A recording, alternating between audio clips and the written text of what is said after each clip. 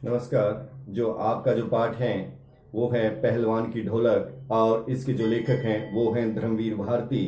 धर्मवीर भारती का जन्म 1921 में हुआ और इन्होंने क्या है 1942 में जो भारत छोड़ो आंदोलन था, भारत छोड़ो आंदोलन में इन्होंने बढ़ चढ़कर भाग लिया और 1977 में इनका देहावसान हो गया, इनकी मृत्यु हो गई।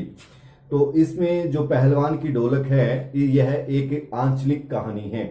यह एक आंचलिक कहानी है। भारत पर इंडिया के छा जाने का प्रतीकात्मक रूप है। जो हमारी जो लोक कलाएं हैं जो समाप्त होती जा रही हैं उन पर भी कटाक्ष किया गया है। हमारी जो व्यवस्था है उस पर भी कटाक्ष किया गया है।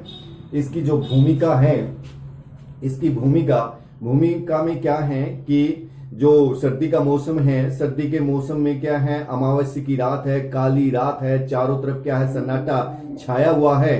केवल घास फूस और झाड़ियों की झोपड़ियां ही खड़ी हुई दिखाई देती हैं। उनमें भी क्या सन्नाटा है, चारों तरफ क्या अंधकार ही अंधकार है। उसमें सियार क्या है, सियार दहाड़ रहे हैं, शेर दहाड़ रहे हैं और जो कुत्ते हैं वो समूह बांध कर क्या है रो रहे हैं। तो उसमें क्या इस सन्नाटे में जो पहलवान है, पहलवान की जो ढोलक है वो क्या है एक लोगों को क्या है एक संजीवनी देने का काम करती है, लोगों में उत्साह का संचार करती है।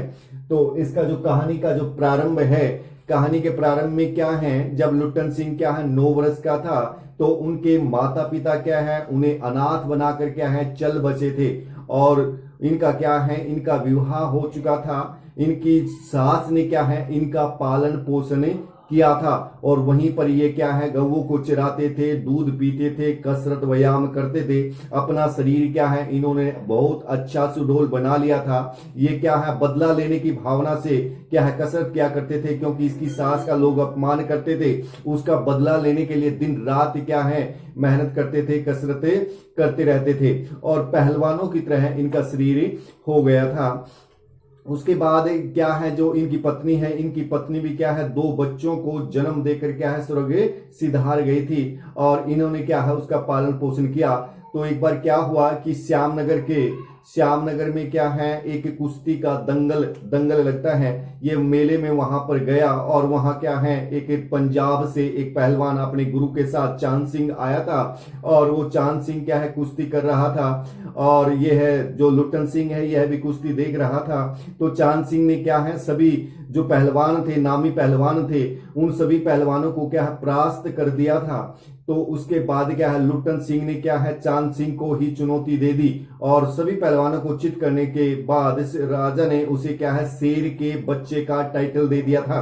तो उसके बाद क्या है लुट्टन सिंह ने उसको चुनौती दे दी और लुट्टन सिंह को पहले तो क्या मना किया, सभी दर्शकों ने मना किया, राजा ने मना किया, लेकिन बार बार जिद करने के बाद उसने कहा कि मैं कुश्ती करूंगा तो इसी के साथ करूंगा, नहीं तो यहीं पर अपना सिर पटक के मर जाऊंगा।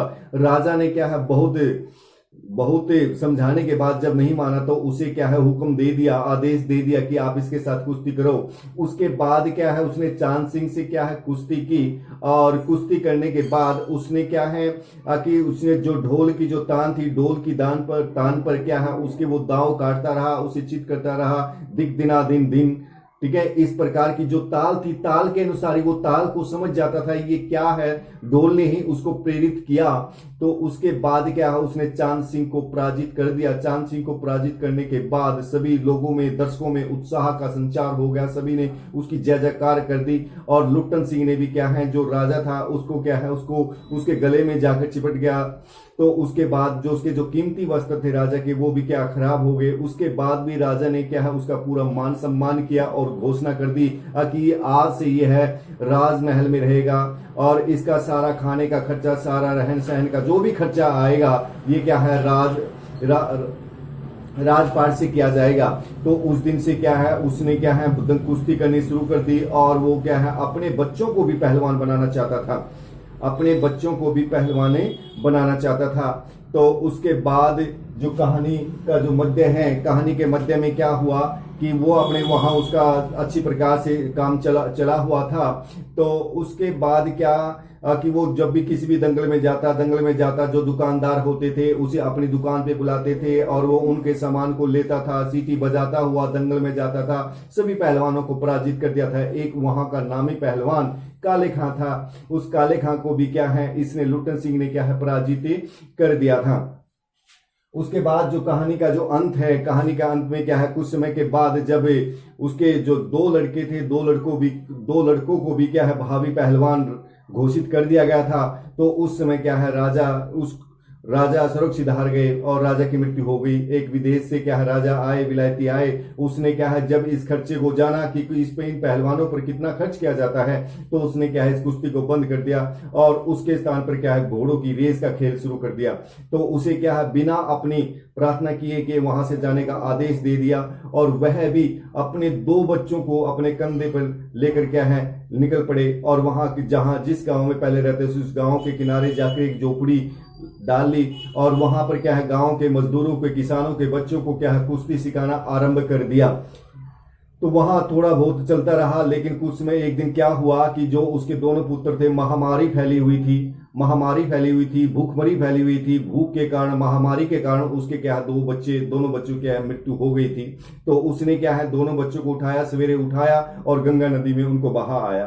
तो उसके बाद जब गांव वालों को इस बात का पता चला तो वो आश्चर्यचकित हुए। तो कुछ ने तो कहा था 1.5 हाथ का इसका कलेजा है जो इस प्रकार का काम किया है।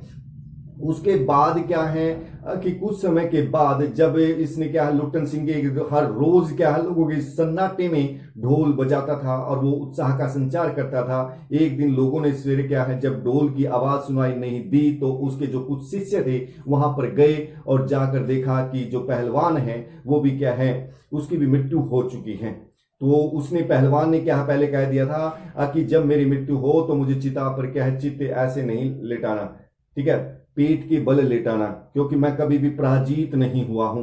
उसके बाद सूर्योदय जैसे ही सूर्योदय होता है उस महामारी में, भुखमरी में लोग एक दूसरे को ढांढस देते हैं, धैर्य बंधाते हैं, विश्वास एक दूसरे को सहारा प्रदान करते हैं। तो दिन भर ऐसी प्रक्रिया चलती है, लेकिन जैसे ही सूर्य अस्त होता है, सूर्य अस्त होने के बाद वह चारों तरफ फिर सन्नाटा छा जाता है। भले ही किसी की बेटे की मृत्यु हो जाए तो वहां उसको ढांढस देने बेटा कहने की भी हिम्मत नहीं रहती। अर्थात लोग इतने घबराए हुए हैं, इतने डरे हुए हैं, इतने सहमे हुए हैं उस महामारी में।